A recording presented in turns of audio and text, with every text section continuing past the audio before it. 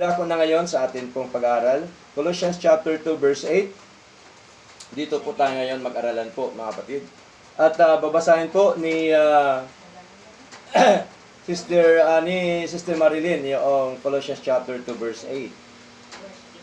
Sige po. Kayo'y pang-ingat, baka sa inyo'y may bumihag sa pamamagitan ng kanyang filosofiya at walang kabuluhang pagdaraya. Ayon sa salit-saling sabi ng mga tao, ayon sa mga pasimulang aral ng sanglibutan at di ayon kay Kristo. Amen. So, pag sinabi pong beware o mag-ingat, warning po yan. Tama? Warning po yan ni Lord sa atin na sabi ni Lord sa pagitan po ni Pablo, mag-ingat. No? Mag-ingat tayo kanino? Mag-ingat tayo, of course, sa mga paniling lang, no? Mga filosofiya at walang kabuluhang pandaraya, no? Na kung saan ay ayon po sa salit-saling sabi ng mga tao, ayon sa mga pasilmulang aral ng sanlibutan, at di ayon kay Kristo. So, dito po number 1 ay makita ho natin ang babala. Okay, bakit? Sabi po dito, mag-ingat sa panliling lang. Okay? Beware lest any man spoil you. So mag-ingat tayo kasi sa panahon ngayon, marami hong manininglang. Hindi lamang po manininglang ng mga bagay material, maging po ng mga bagay espiritual sa buhay po natin. No? Marami pong manininglang po ngayon. Kaya ipinapakita po ang panganib ng maling katuruan na maaring magnakaw ng katotohanan sa atin. No? Kasi po, ang kalaban ho natin, tandaan po natin, wala po yung ibang layunin kundi nakawin yung katotohanan na sa atin. Kasi nasa atin na pong katotohanan sa pamamagitan po ng mga salita po ng Diyos. Nasa atin na po yung mga aral ng ating Panginoon na tuloy-tuloy po nating pinag-aaralan po, mga kapatid. Kaya dito, sinabi po sa Matthew chapter 7, verse 15, no? Pakibasa po, nandiyan na po yan, sa Tagalog. Okay? Pakibasa, Brother AJ. Kita niyo, Brad? Yung sa ano ba? 7:15, Matthew. Mag-iingat kayo. Mag-iingat kayo sa mga bulaang propeta na nagsisilapit sa inyo ng may damit tupa. Dapat tuwad sa loob ay may lobong Maninila. Okay? So, dito po ay malinaw nang sabi po ng ating Panginoon, mag-ingat kayo sa mga bulaang propeta. So may mga bulaang propeta, may mga bulaang mga ngaral po talaga. No, na walang ibang pakay kundi dayain ang katotohanan ng salita po ng Diyos, no?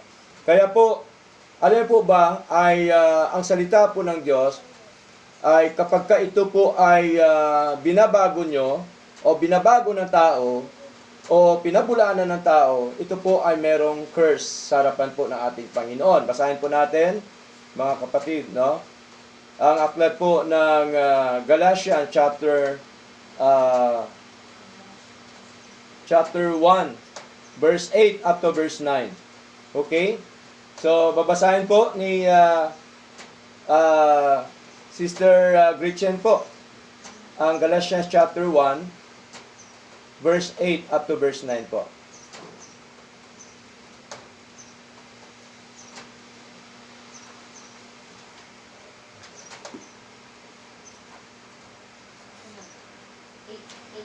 Eight, nine, sister. But though we or an angel from heaven preach any other gospel unto you than that which we have preached unto you, let him across Let him be accursed. Verse 9 po. As we said before, so say I now again, if any man preach any other gospel unto you than the ye have received, let him be accursed. Amen. So, malinaw po, no? Na ang sabi po ni Pablo, datapwat kahit man kami o isang anghel na mula sa langit ang mangaral sa inyo ng anumang ibanghelyo na iba sa aming ipinapangaral sa inyo ay matakwil. No, itakwil po ni Lord. No? Ibig sabihin ay hindi po pinapayagan po ng ating Panginoon. No? So, ano pa po sa verse 9? Ayon sa aming sinasabi ng una, 2 beses po binabanggit ni Pablo, ay muling gayon ang aking sinasabi ngayon, kung ang sino man ay mangaral sa inyo ng anumang ebanghelyo na iba kaysa inyong tinanggap na, ay matakwil. So, ibig sabihin po, merong tinatawag na other gospel. May ibang ebanghelyo. Saan po matagpuan yon ang ibang ebanghelyo? Doon po sa mga bulaang propeta. Bulaang mga ngaral, mga taong walang ibang motibo, kundi ay pasamain ang ebanghelyo po, no, ng ating Panginoon. Walang ibang motibo, kundi naglilingkod sila sa kanilang sariling tiyan. No, meron po yung ganon no? Kaya sila ay concerned di umano sa tao para po sa kanilang kapakinabangan. Pero hindi po yan ang pakay natin, mga kapatid. Ang totoong pakay natin, mga minamahal, ay lumago, matuto, sumunod. Ang isang anak ng Diyos, doon po sa may-ari ng kanyang buhay, na walang iba kundi ang ating Panginoon. Okay, yun po ang pinakapakay natin. Lumago po tayo sa aral ng Panginoon. Bakit? Kasi po, para hindi tayo madaya, no, ng anumang mga tao, ng anumang mga reliyon na nagsisilipan na po ngayon. Alam po ba, merong mga ngaral na ang motibo po para lang sa kanyang sariling tiyan.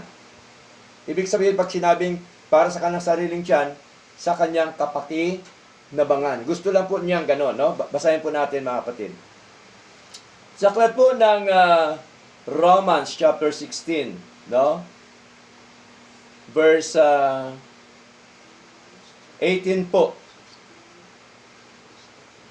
Verse 17 muna, up to verse 18. Babasahin po ni Sister Maymay. Sige po. Romans chapter 16, verse 17, up to verse 18. Ngayon pinamamanhid ko sa iyo, inyong mga kapatid, na tandaan ninyo yaong mga pinanggagalingan ng pagkakabahagi at ng mga katitisuran laban sa mga aral ng inyong pag-aralan, at kayo'y magsilayo sa kanila. Sapagkat ang mga gayon ay hindi nagsisipaglingkod sa Kristong Panginoon, kundi sa kanilang sariling tiyan, at sa pamagitan ng kanilang mabuting pananalita at mainam na mga talumpati ay dinadaya ang mga puso ng mga walang malay. Amen. So, malinaw po, no? Pinapag-ingat naman tayo ulit ni Lord. No? Ang gusto ni Lord na tayo ay magsilayo sa kanila. Kanino? Dito po sa mga tao na ang kanilang pakay ay naglilingkod sila kay Kristo di umano, pero ang kanilang pakay dahil sa kanilang sariling tiyan. Ibig sabihin, sa kanilang pakinabang po.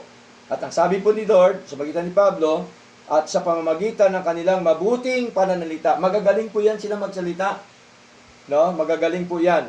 Mabulada ho sila sa kanilang pananalita para maakit, matangay, makuha po yung tao. At maiinam na mga talumpati, no, ay dinadaya ang puso ng mga walang malay. Ibig sabihin, mga walang alam sa salita po ng Diyos. Therefore, kailangan po tayo ay magkaroon po ng alam, no, ng mga aral po ng ating Panginoon. Kaya, ito po yung babala ng ating Panginoon na dapat po tayo mag-ingat. Next, Acts chapter 20, verse 29, up to verse 30. Okay? Babasahin po ni Sister Agnes po ang verse 29 up to verse 30. Aking kalastas na pag-alis ko ay magsisipasok sa inyo ang mga ganid na lobo na hindi mga papatawad sa kawan. At magsisilitaw sa mga kasamahan din ninyo ang mga taong mga nagsasalita ng mga bagay na masasama upang magdala ng mga alagad sa kanilang hulingan. Amen, no? Magsisipasok. Ibig sabihin, pagka wala na po yung nangunguna sa gawain ng Diyos, ay magsisipasok sa inyo ang mga ganid na lobo.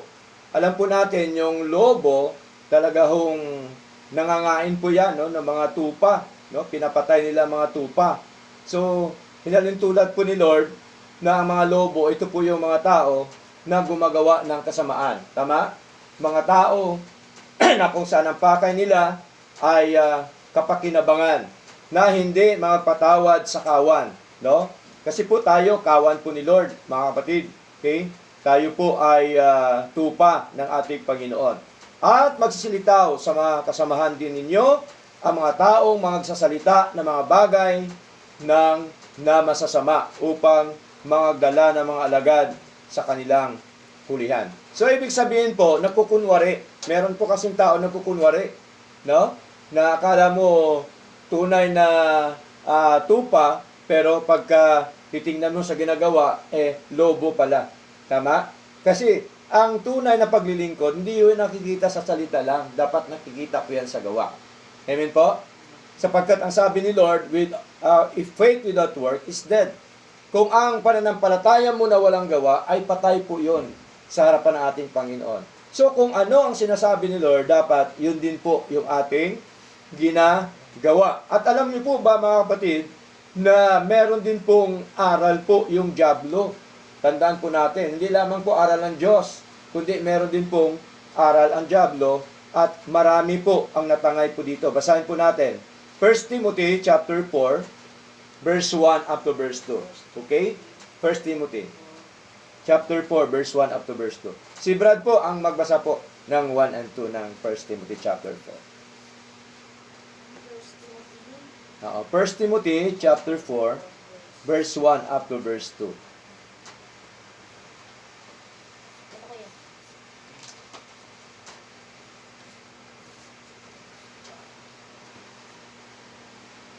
Ngunit hayag na sinasabi ng Espiritu na sa mga huling panahon ay iba'y magsisitalikod sa pananampalataya at mga kikinig sa mga espiritong kapanghikayat at sa mga aral ng mga demonyo. Sa pamamagitan, verse 2, Brad. Sa pamamagitan ng pagpapaimbabaw ng mga tao na nagsisipagsalita ng mga kasinungalingan na hinirohan ang kanilang mga sariling bugti ng waring bakal na nagbabaga. Amen. So, dito makita ho natin na talaga hong meron talagang espiritu na mapanghikayat. Hinihikayat po tayo sa mali. Tama? Okay? Kaya, ito po, malinaw ang sabi po ng Espiritu ng Diyos. Ang nagsasabi po dito, yung Espiritu po ng Diyos. Nang sabi na sa huling mga panahon, ang iba'y magsisatalikod sa pananampalataya. Tandaan po natin, hindi lahat na dumadalo sa simbahan ay talagang tunay at totoo. Tama? Darating ang time na kapag hindi sila totoo, sila po talaga ay magsisatalikod sa pananampalataya. Darating po ang time na sila po'y nanghihina, nanglulupaypay, at sila po ay walang sigla sa paglilingkod sa Lord. Sigurado po yan, sila ay magtatalikod sa pananampalataya sa ating Panginoon. At nangakikinig sa mga espiritong mapanghikayat. So marami ngayon, minsan, hinihikayat tayo sa material na bagay. Tama? Hinihikayat tayo ng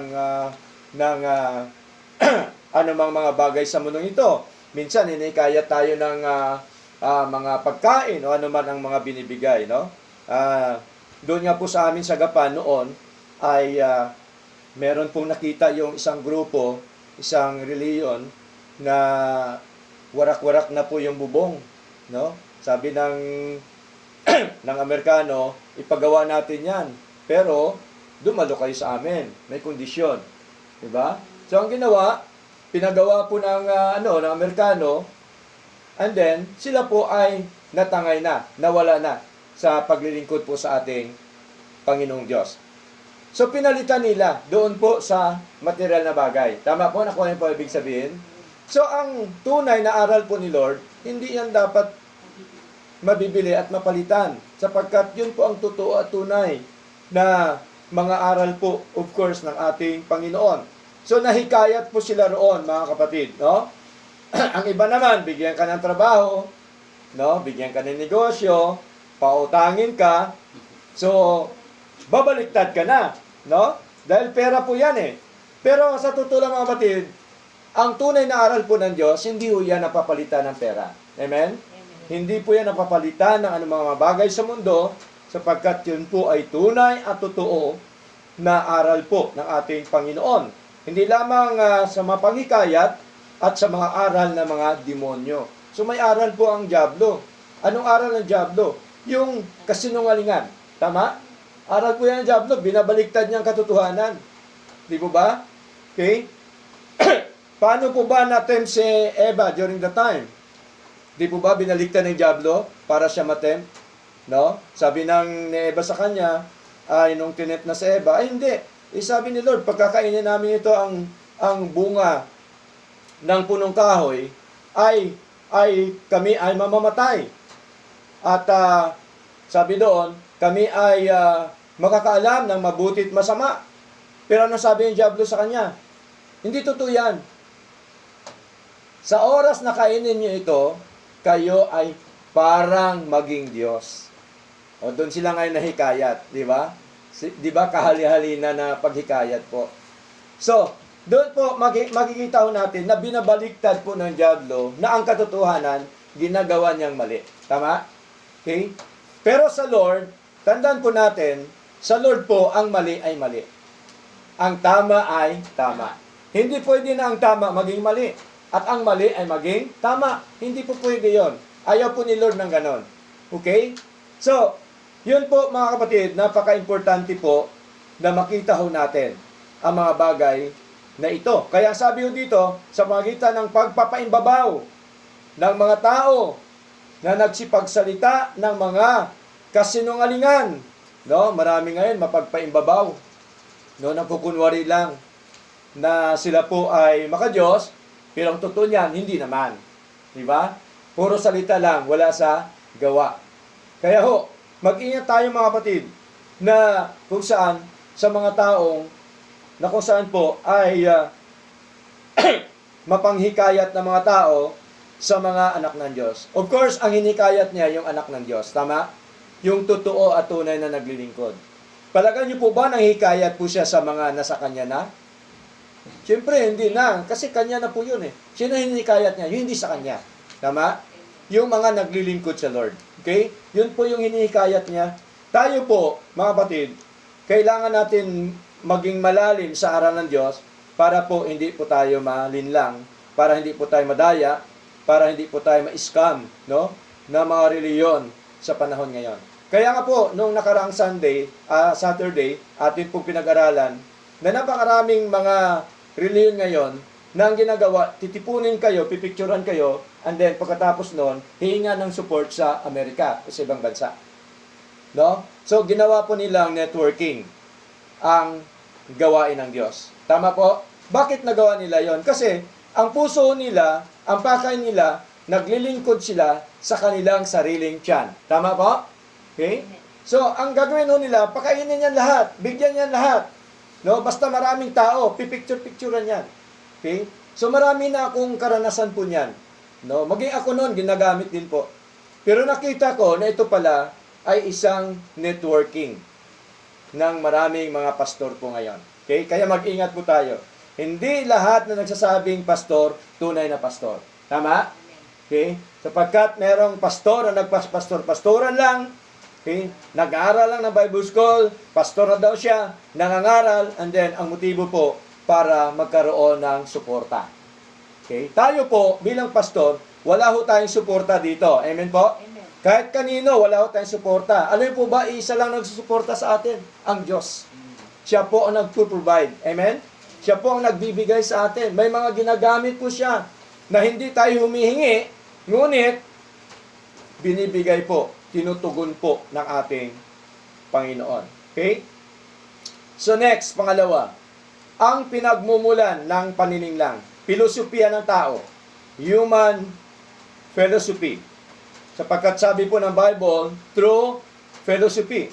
Karunungan ay hindi nakasentro kay Kristo. Marunong nga sila, pero hindi nakasentro sa Panginoon. Okay? Karunungan ay hindi ayon sa salita ng Diyos. That is human wisdom, it is not spiritual wisdom. Magkaiba yung human wisdom at saka yung spiritual wisdom. Tingnan nyo po, di po ba ang mga abogado ang gagaling? Tama? Magagaling yan kasi nag-aral po yan eh. Di ba? Mga doktor magagaling yan. Pero pagkausapin mo in terms of spiritual things, no? Wala ho silang alam. Kasi magkaiba po yan. Yung human wisdom kaysa spiritual wisdom. Pag sinabing spiritual wisdom, yung kaalaman na galing po sa Diyos sa pamamagitan ng kanyang mga salita. Yun po yung tinatawag na spiritual wisdom. Spiritual wisdom is found in the Word of God. Masumpungan lamang natin ang wisdom na ito, yung spiritual wisdom, sa mga salita ng ating Panginoon. Dapat ito ang katwiran natin, yung salita ng Diyos, hindi yung sariling katwiran natin. Amen? Kung anong sinasabi ni Lord, yun po talaga dapat ang siyang mangyari o maganap sa buhay po natin. Kaya basahin po natin, mga kapatid, okay, sa aklat po ng 1 Corinthians chapter 3, no? Verse 19. Okay? 1 Corinthians chapter 3, verse 19. Pabasahin po ni Sister Marilyn po. For the wisdom of this world is foolishness with God. For it is written, He taketh the wise in their own craftiness. Amen. Sapagkat ang karunungan ng sanlibutan ito ay kamangmangan sa Diyos. No? Tingnan niyo po. Ibig sabihin po, wala hong binatbat ang karunungan ng mundo kaysa karunungan ng Diyos. Tama? Okay? So, ang sabi dito, kamangmangan lang sa Diyos yan, yung karunungan nila. Sapagkat nasusulat, hinuhuli niya ang marurunong sa kanilang katosuhan. Tingnan niyo po, si Lord po ang humuhuli sa mga marurunong, no? Yung mga katusuhan ng mga tao. Sabi dito, sa Colossians chapter 2 verse 4, basa naman po natin ulit, mga kapatid. Okay? Colossians chapter 2 verse 4. Basahin po ni Brother AJ po. Sige po.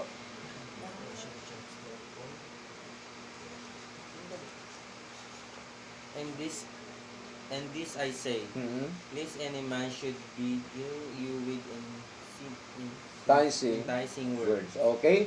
Ito'y sinasabi ko, sabi ni Pablo, upang huwag kayong madaya ng sinuman sa mga pananalitang kaakit-akit. Di po ba? Kaya po, marami nagbabahay-bahay ngayon. Di ba? Oo, ang iba ay mga magagandang lalaki pa po yun. No? Ang iba ay mapuputi pa, matatangkad. Di po ba? Oo, nanghihikayat. Oo. So, alamin muna natin kung ang aral ba nila ay tunay at totoo. Sapagkat, delikado po, tayo po'y sumpain ng ating Panginoon pagka ibang aral yung ating pinanghahawakan po. No? Letter B, walang kabuluhang pandaraya, vain deceit. Mukhang totoo ngunit hindi totoo. At walang spiritual na laman sa kanyang pangangaral, pananalita, pagtuturo, no? Na akala natin totoo, mukhang totoo, pero hindi naman pala totoo. Di ko ba? So marami po 'yan, no? May mga nangangaral, no? Wag lang natin banggitin kung ano po 'yon mga reliyon po nila. May mga nangangaral na lagi nilang tinataas ang kanilang founder. Di ba? Ang kanilang founder. Ito ang ano natin, itong founder natin. Alam po ba sa atin, wala tayong founder dito na tao. Ang founder po natin si Lord. Amen? Si Lord dapat yung founder, hindi yung tao. Kasi yung tao, ginawa lang din po yan ni Lord eh. Tama? Si Lord lang din po yan ang naglukluk po dyan. Kaya po, ang founder po natin, walang iba kundi ang ating Panginoon. No? Pero tingnan niyo po mga batid, yung founder ng iba't ibang grupo ay nabuhay noon, namatay hanggang ngayon patay. Di po ba? Pero ang founder natin, namatay noon, nabuhay noon, namatay noon, nabuhay na magmuli after 3 days, hanggang ngayon ay buhay. Tingnan niyo po, magkaiba. Tama? Magkaiba. Yung founder nila kasi founder natin. Ito po dapat yung founder ng totoong naglilingkod sa ating Panginoon. Now, Ephesians chapter 5 verse 6, basahin po natin. Okay? Ephesians chapter 5 verse 6. Okay? Sige po. Ephesians chapter 5 verse 6. Okay, babasahin po ni Migmig po. Ephesians chapter 5 verse 6. And let no man Sige po.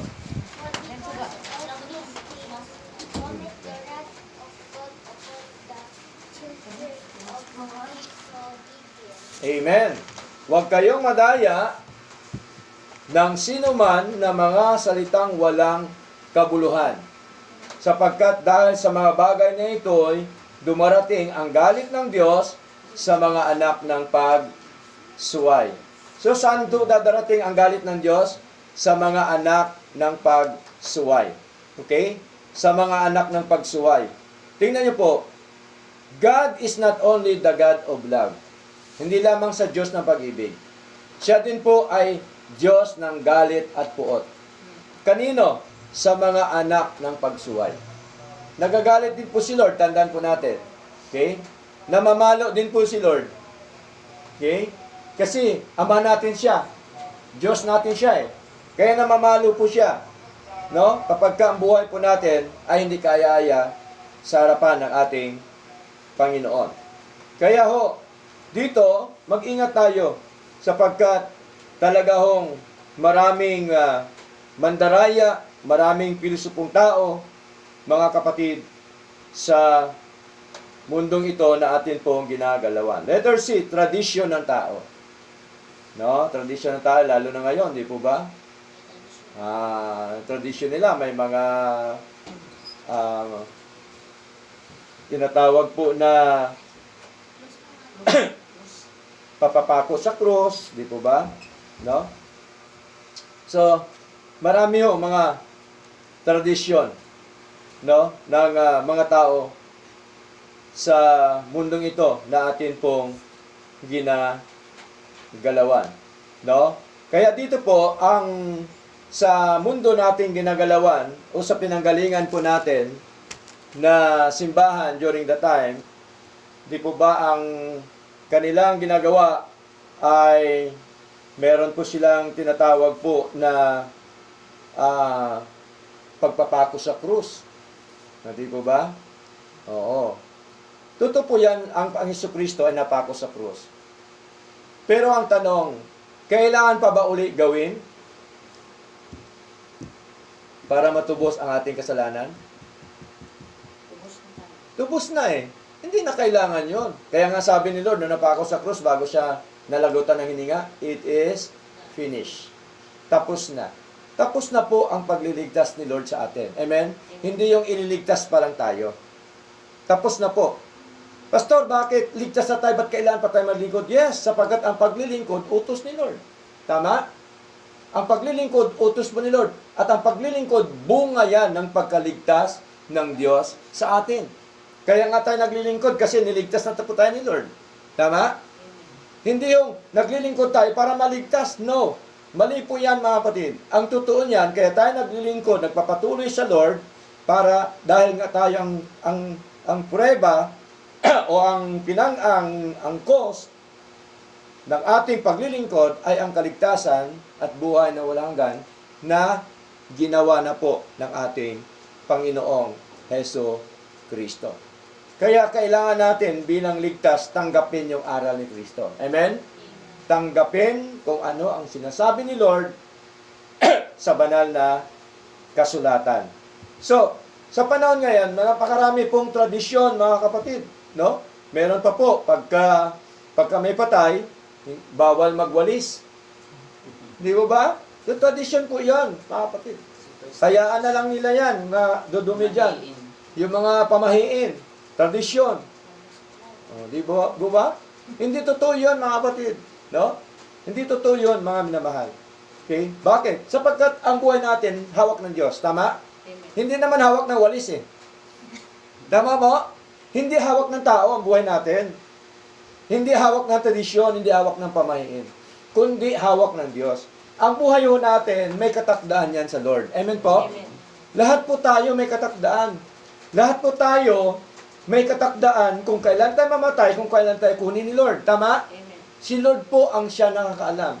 Maging si Madam Auring, hindi niya alam kung kailan siya mamatay. Tama po? Si Madam Auring, isang manghuhula. Pero nung tinanong siya, Madam Auring, kailan ka ba mamatay? Ayun ang hindi ko alam. Ibig sabihin, ang tao, limitado lang yung alam. Tama? Pero sa Diyos, alam po ni Lord, kung kailan po tayo mamamatay, kukunin ni Lord ang buhay po natin sapagkat ang buhay naman natin talaga galing po sa ating Panginoon. Kaya siya din may karapatan na bawiin po ito. Tama? Hindi lang buhay, lahat po ng mga bagay sa mundo ito. Kaya po yan bawiin po ng ating Panginoon. Trabaho, negosyo, anumang mga bagay, anumang meron ka, kaya po yan bawiin ni Lord. Katalinuhan mo, kaya yan bawiin ni Lord. Di ba? Kaya kung inyo po nakita, may mga graduate na engineer, may mga graduate na doktor, pero nawala na sa isip. Di ba ba? Kayang bawiin po yan ni Lord. Lahat po yan, kayang bawiin ni Lord. No? Kaya po, malinaw po na hindi ho nakabatay doon. yung ating kaligtasan sa mga tradisyon o anumang ginagawa ng tao. Mga aral na gawa ng tao yan, hindi mula sa Diyos, yung tradisyon. Kaya ho, basahin po natin Mark chapter 7, verse 8. No? Anong sabi dito? Sa Mark chapter 7, verse 8. Okay? Sige po, Brad. Mark chapter 7 verse 8. Mhm. For laying aside the commandment of God, they hold the tradition of men, as the washing of pots and cups, and many other such like things they do. Amen. No? Nilisan ninyo ang utos ng Diyos at inyong pinanghawakan ang salitsaling sabi ng mga tao. Kaya dapat wag nating lisanin ang utos ng Diyos. Amen? Dapat ang utos ng Diyos, panghawakan natin at lisanin natin yung mga utos ng tao, salitsabi ng mga tao sa mundo pong ito na atin pong ginagalawan. So malinaw po na hindi dapat yung tradisyon ang siyang manahan, no, sa buhay po natin. Sapagkat yan po ay galing po sa tao yan, turo ng tao yan, hindi po yan galing po sa ating Panginoon. Ano pa po? Mga prinsipyo ng mundo, rudiments of the world. Mga makamundong sistema na hindi ayon kay Kristo. Alam po natin ang mga makamundong sistema ng mundo na ito na atin pong ginagalawan. Hindi natin kailangan ang prinsipyo ng mundo, kundi ang prinsipyo ng Diyos. No? Saan natin masumpungan ang prinsipyo ng Diyos? Sa kanya mga salita. Ito po kasi prinsipyo na ito ng Diyos. No? Hindi po pwedeng baliin ang prinsipyo ng Diyos. Tama po? Kasi ito po, prinsipyo na po yan ng ating Panginoon. Okay? Dapat ang prinsipyo ng Diyos ang siyang taglay natin, mga kapatid. Kaya dapat wag tayo magpaalipin sa mundong ito na atin pong ginagalawan. So, basahin po natin Galatians chapter 4, verse 3. No? Galatians chapter 4, verse 3. Di po? Pakibasa po. Sister Gretchen po, pakibasa. Galatians chapter 4 verse 3.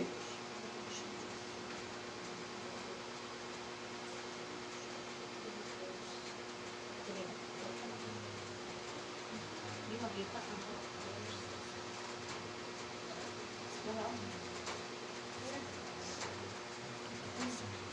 Gayon din naman tayo, nang tayo mga bata pa, tayo nagsasakop ng pangkaalipin sa ilalim ng mga pasimulang aral ng sanglibutan. Amen. Di po ba? Ang Pilipinas, sinakop po ng Kastila. Tama? Kaya nagsiliganap dito yung katuruan ng Katolisismo. Pag sinabing Catholic, universal. Kaya yun pong na-adapt po. Pero kung pag-aralan po natin ang church history, even the Word of God, ang pinakauna po sa buong mundo, tandaan po natin, ay Baptist, hindi ho Katoliko. Buong mundo po Pero lately lang dumating ang aral ng Baptist dito sa Pilipinas kasi ang pinakauna nga po ay Catholicism. Okay? Kasi dala-dala po yan ng mga Kastila during the time. Di po ba? Yun po ang totoo diyan, mga kapatid. Okay? So, nagsilaganap dito sa Pilipinas. Kaya dito sa Pilipinas, of course, ang una, Katoliko. Okay? At ang Baptist, huli na. Kasi nga, huli na siya. Pero sa buong mundo, siya ang una. Kung inyo po napanood ang Who Wants to be a Millionaire, dati po, sa Channel 5, kay Vic Soto, napanood niyo po ba yun? Who Wants to be a Millionaire? May mga tanong siya na sinasagot. Ang tanong, ano ang pinakaunang reliyon sa buong mundo? Panghuli na po yan ang tanong para magkaroon siya ng milyon. Yung contestant na yan. Alam po niya, Baptist. Sinabi niya, Baptist po. Tama po kayo. Kasi sa buong mundo, ang pinakauna ay Baptist. Sino po ba ang nagbautismo sa ating Paiso Kristo? Si John the Baptist. Tingnan niyo po. Si John the Baptist ang siyang nagbautismo. Sabi nga ni Christ, sabi nga ni John, hindi ako karapat-dapat. Pero sabi ni Lord, kailangan mong ganapin ito bilang ehemplo. Example, yung ating Panginoon. Okay? Kaya ito ang tinatawag po na Baptist, ibig sabihin Baptist, nagbabautismo. Na ito naman tinawag sa Biblia na Church of God. Iglesia ng Diyos na tinatawag po. Church of God, Church of Christ, Church of the Living God. Yun po yun, katawagan po. O ang pangalan ng church ng ating Panginoon. Kaya nga, ang pangalan ng church natin, God's Grace Primitive Baptist Church.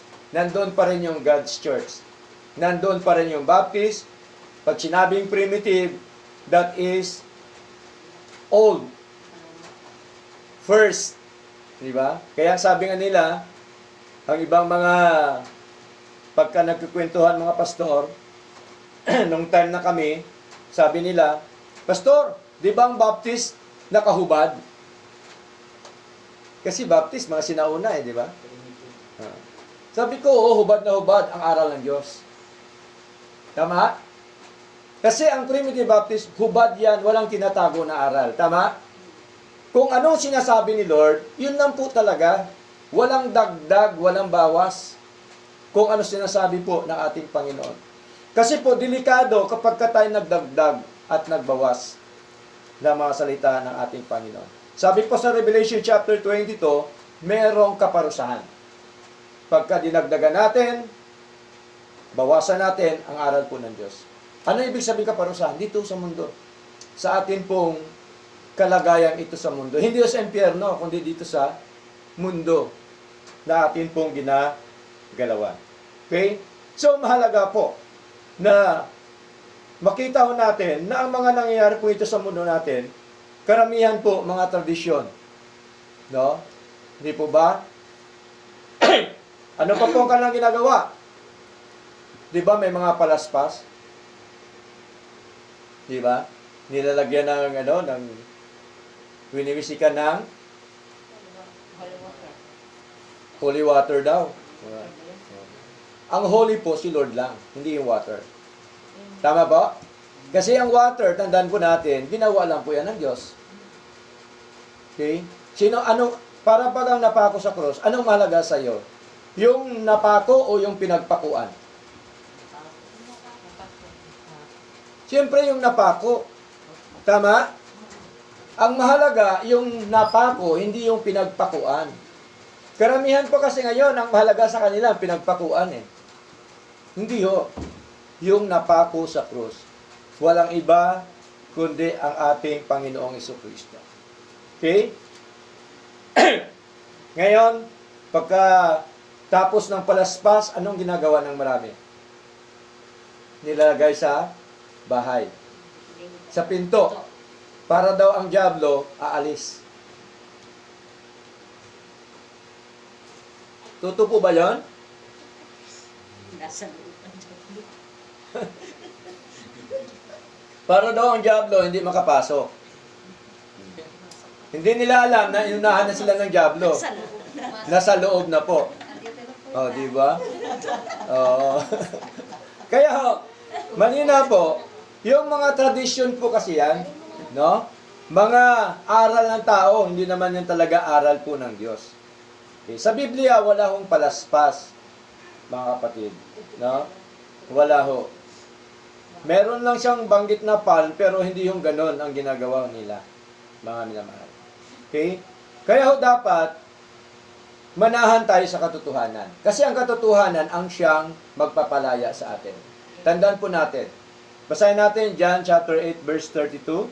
Sabi dito, "You shall know the truth, and the truth shall set you free." Malalaman ninyo ang katotohanan, at ang katotohanan ang siyang magpapalaya sa inyo. Okay? Kaya ho, palalayain po tayo ni Lord sa mga ganong ginagawa. Kaya ako ganun din. Sa Kristan ako dati pero pinalaya ako ni Lord. Tama? Nung maliit po ako, sa Kristan po ako. Yung desire ko talaga alamin ang katotohanan. Sinaliksik ko ang katotohanan ng salita po ng Diyos. Napakarami akong pinagdaanan. Maraming halos lahat na reliyon akin napasukan. Lahat po, akin niya na napuntahan, akin na daluhan.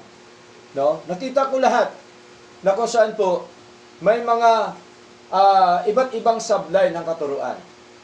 Pero salamat sa Diyos dahil tinuro po ni Lord sa akin ang tunay at totoong aral po ng ating Panginoon na kung saan po, una, of course, sa katuruan po natin, ang nagliligtas po ang Diyos, hindi po ang pastor. Amen? Amen.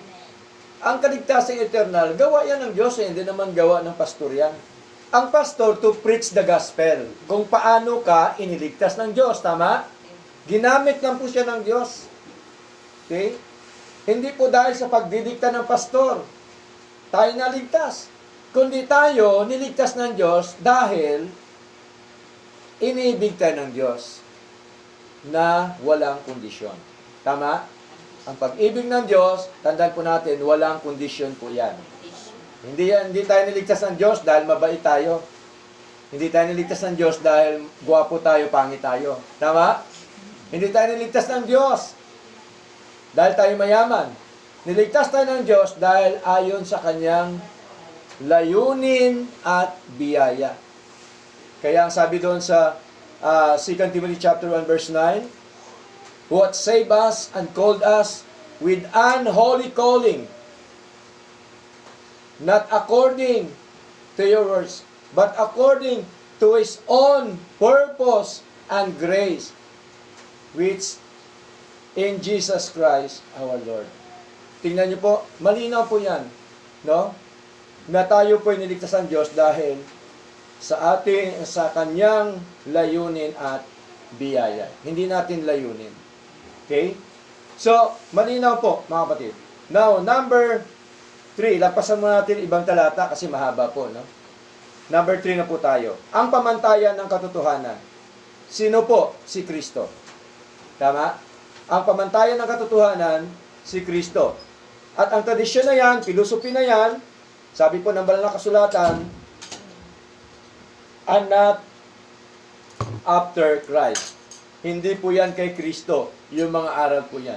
Si Kristo ang pinagmulan. at sukatan ng lahat ng katotohanan. No? Kaya ho, ang sabi niya sa John chapter 17, verse 17, sanctify them by the truth, your word is truth.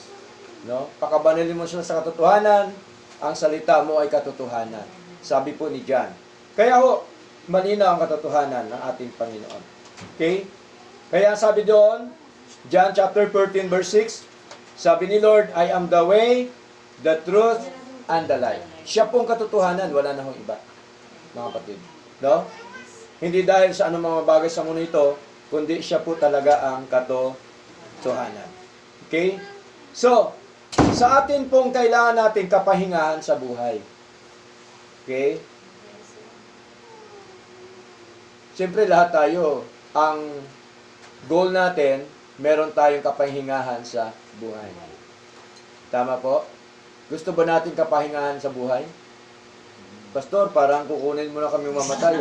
Hindi ho ganon. Hindi ako nakaimik. Hindi ho ganon.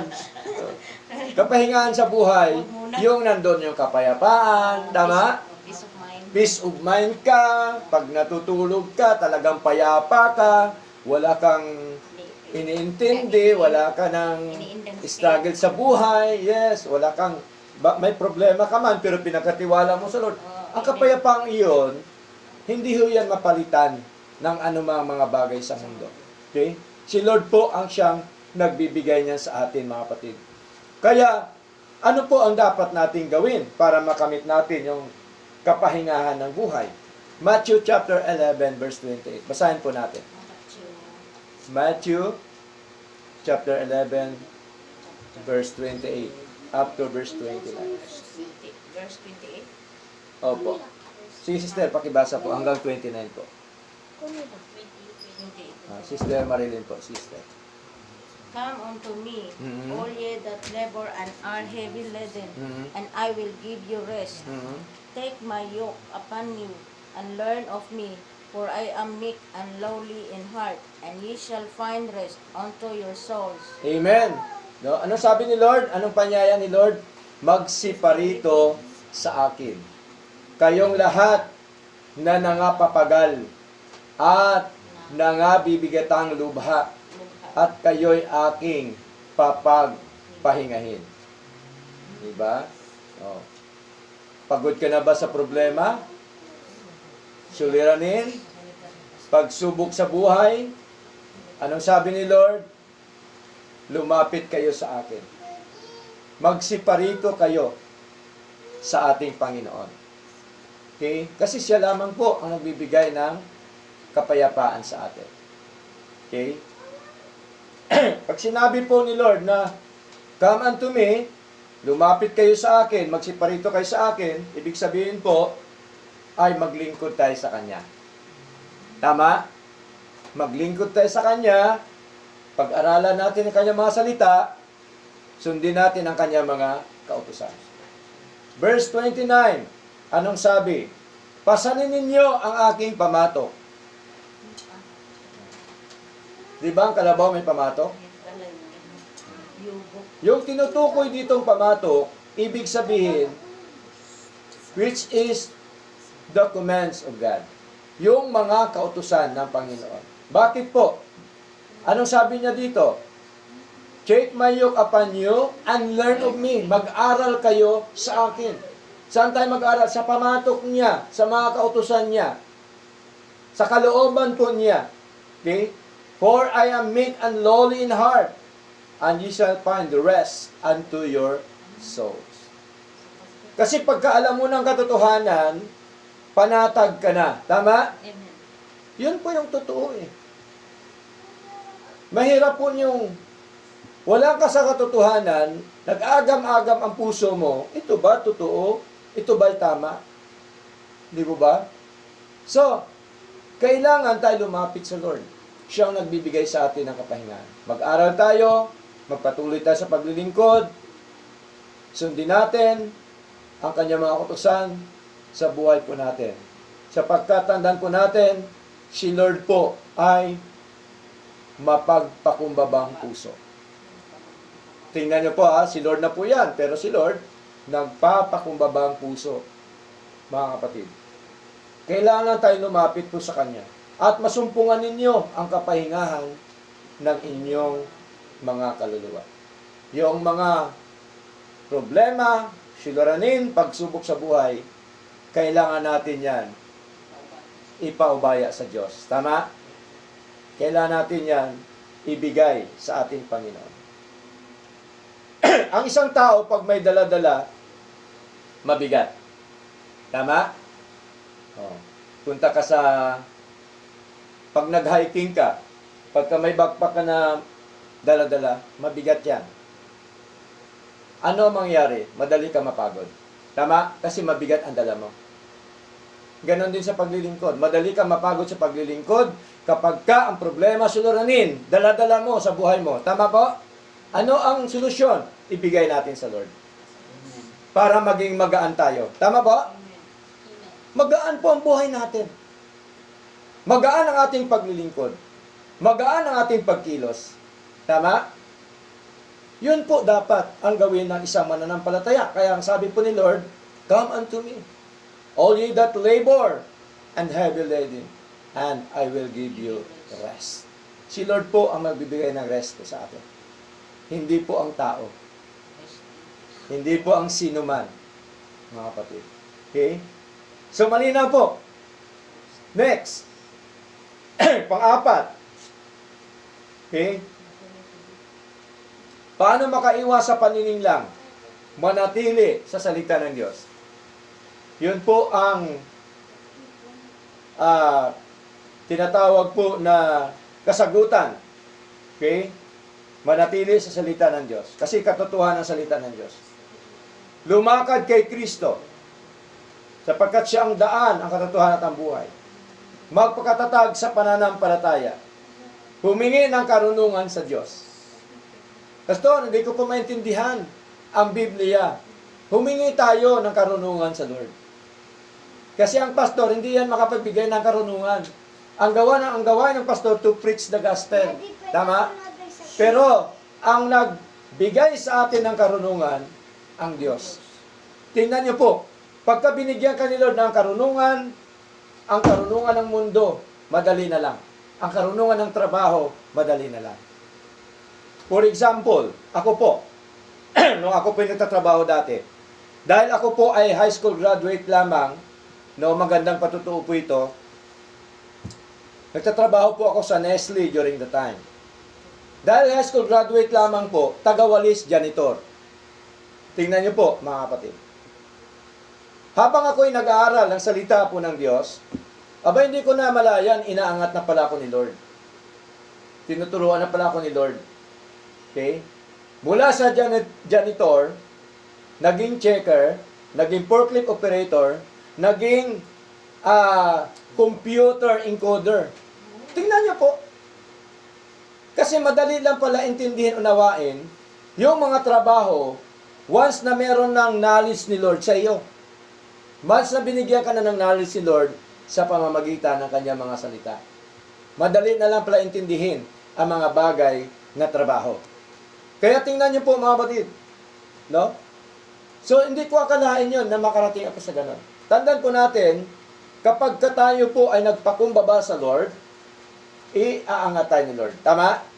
Kapag naman ang tao nagpakataas, ibabagsak po yan ni Lord. Yun pong sekreto. Paglilingkod sa Lord, pagpapakumbaba, at isa pamumuhay, yung mga aral po ng Diyos. Okay? So, salamat po sa Lord. Tingnan niyo po, high school, hindi ko alam yung dati. Hindi ko alam yung computer na yan kasi dati, wala pa naman yan eh. No? Mga computer dati, mga manual pa yan, wala pang... Oo. Diba, mga cellphone dati, ganyan kalalaki yan eh. Parang gadgaran. Di ba? Oo. Nabutan niyo po ba yan? Oo, may antena pa yon ang taas. Sikat na sikat. Oh, hello. Tapos nagiging, Viper ba? Viber. Beeper? Beeper? Yeah. Diba? Oh, tingnan niyo po mga kapatid. Wala kong alam sa computer na yan kasi hindi naman namin pinag-aralan dati yan. Pero tingnan niyo po, dahil sa wisdom na binigay ni Lord, pinaunawa po sa atin. Yun po, example lamang po yun. No? Na ako po yung natutuwa dahil si Lord po talaga ang siyang umaangat sa buhay po natin. Kaya humingi tayo ng karunungan sa Lord. James chapter 1 verse 5. Sige po. James, Paano natin hingin sa Lord? James chapter 5. James chapter 1 verse 5. Opo. Pakibasa, Sister Maymay. Verse 5. Yes po.